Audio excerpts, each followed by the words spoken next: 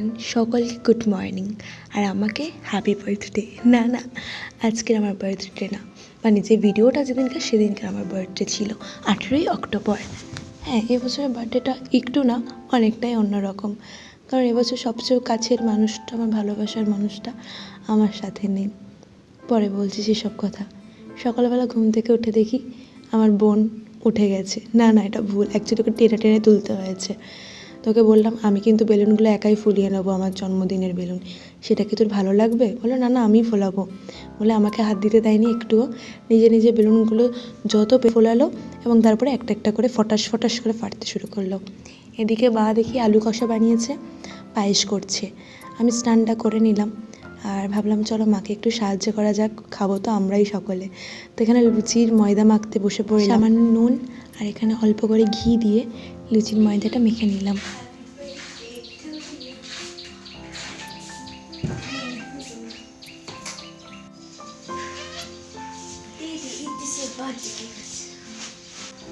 Oh my god, thank you so much. Wow. Thank you. তুমি দিলে এটা? Oh my god. এটা একটা ডাহা মিথ্যা কথা, ও দেয়নি, অ্যাকচুয়ালি ও জানতোই না, মা এনে রেখে দিয়েছিল, দেখতে পেয়ে ওর নামে চালিয়ে দিল। তো যাই হোক, এখানটা ব্রেকফাস্ট আমরা সকলে করে নিলাম সকালের।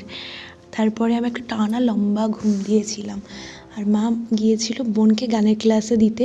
তো বোন আসার সময়ে আমার জন্য আইসক্রিম নিয়ে এলো, কারণ ও জানে ওর দিদি আইসক্রিম খেতে আর চকলেট খেতে ভীষণ ভালোবাসে, বিশেষত আইসক্রিম। তো আমি যে যে আইসক্রিমগুলো ভালোবাসি সেগুলোই নিয়ে এসেছি। তোমাদেরকে ভিডিও শুরুতেই বললাম আমার কাছের মানুষটা আমার কাছে নেই। আমার কাছে কেন, এই পৃথিবীতেই তিনি আর নেই।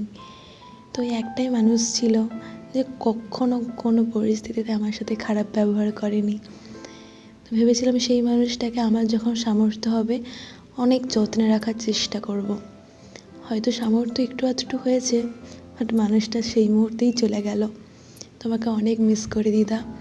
বিশ্বাস করো, নিজের মা বাবা বোন নিজের থাকুক না কেন, তুমি যেরকম ভালোবাসতে ওরকম আমাকে কেউ ভালোবাসে না, কেউ না। জীবনে যত দুঃখ আসুক, যবে আমার দুঃখ হয়েছে, যে দিনে দিনে আমার দুঃখ হয়েছে, প্রতিটা মুহূর্তে আমি শুধু তোমার অভাব অনুভব করেছি। বাট তুমি যা কষ্ট পেয়েছিলে এই জীবনে প্রত্যেকটা মানুষের থেকে, ভালোই হয়েছে ভগবানের কাছে চলে গিয়েছিও। অতটা কষ্ট তো তুমি ডিজার্ভ করতে না। আর আমি জানি তুমি সব সময় আমার সাথে থাকবে। বিশ্বাস করো, এই জন্মদিন জিনিসটাই আমি পালন করতে চাইনি, কারণ যার জন্য আমি এত বড় হতে পেরেছি সেই মানুষটা যদি না থাকে তাহলে আর কী হলো। তাও বাড়ির লোকের মুখ চেয়ে নিজেকে খুশি রাখতে, মানে খুশি দেখাবার জন্য সকলের মাঝে একটু আধটু, কারণ ওইভাবে মজা করব, আনন্দ করব সবাইকে নিয়ে, ওই মাইন্ডসেটটাই আমার মধ্যে আর নেই।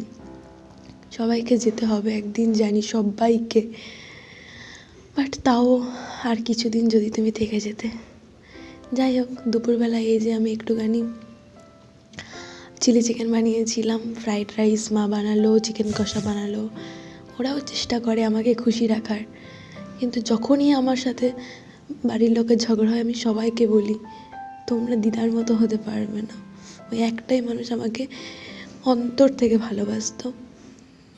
যাই হোক, এখানে দুপুরবেলা খাওয়া দাওয়া করে নিলাম। আর বাবা মার্কেট থেকে আসার সময় বাবাকে একজন চকলেট দিয়েছিল, মানে সে আমাকে চেনে। তো শুনলো যখন আজ আমার জন্মদিন, বাবার হাত দিয়ে একটা চকলেট পাঠিয়েছিল। নাহলে ভাবি আমার বাবা আমার জন্য না বলাতেই চকলেট আনবে, এটা তো হতেই পারে না। দুপুরবেলা খাওয়া দাওয়া করছি আর আমার দিদার হাতে রান্না না খুব ফেভারিট ছিল আমার। দিদার মতো না হলেও একটু রান্নাটা শিখেছি, আর সেটা অবশ্য দিদার কাছ থেকেই শিখেছি। ছোটোবেলা যখন মামার বাড়ি যেতাম দিদা রান্না করতো আর আমি পাশে চুপটি করে দেখতাম, সেই ছোট্টবেলা থেকে, অনেক ছোটোবেলা থেকে। একটা দিন আফসোস থেকে যাবে যে যখন আমি কিছু হতে পারলাম মানুষটাকে আমি দেখতে পারলাম না। আর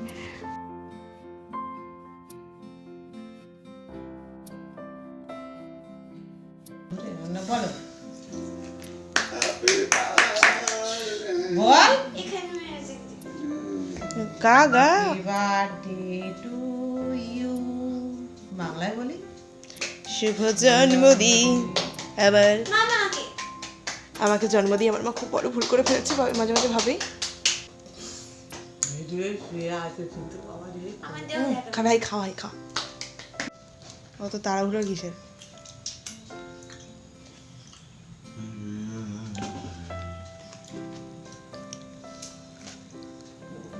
পেনো এবার ওর গালে আমার দাও তো। বাবার বাবা মানে আমার ঠাকুরদা প্রায় আমি যখন কলেজে উঠি প্রায় 5 বছর আগেই মারা গেছে, 6 বছর। আর আমার দিদা তো আগের বছরে মারা গেছে, মানে আমার মায়ের মা। তো সেই এই মানুষ দুটোকে দেখলে মনে হয় এই মানুষ দুটো কী করে বেঁচে আছে, একজনের বাবা নেই, একজনের মা নেই, তাও বেঁচে আছে। তো এদেরকে একটু খুশি করতে আমারও অনেক চেষ্টা করতে হচ্ছে।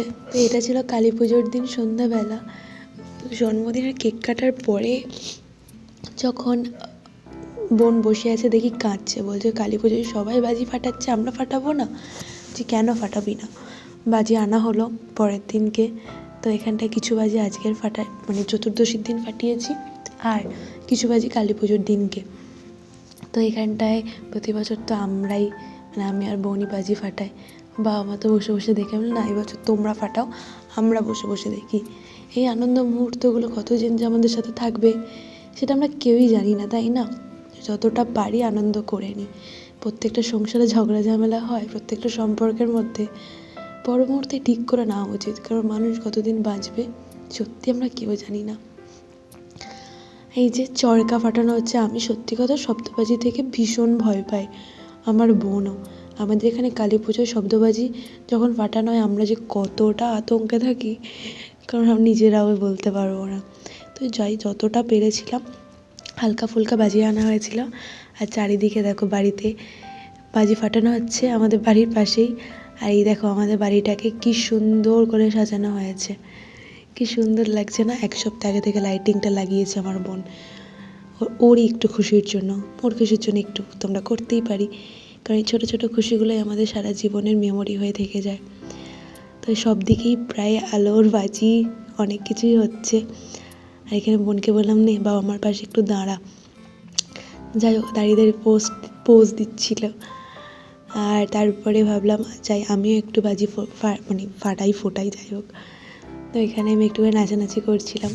প্রত্যেকটা নাচানাচির মধ্যে বিশ্বাস করো তোমরা, কাছের মানুষগুলো চলে যাওয়ার দুঃখ কিন্তু থেকেই থাকে, যেটা আমাদের মুখ দেখে হয়তো বোঝা যায় না, বাট সেই দুঃখ তো কেউ ঘোচানোও যায় না, যতই আনন্দ থাকুক না কেন।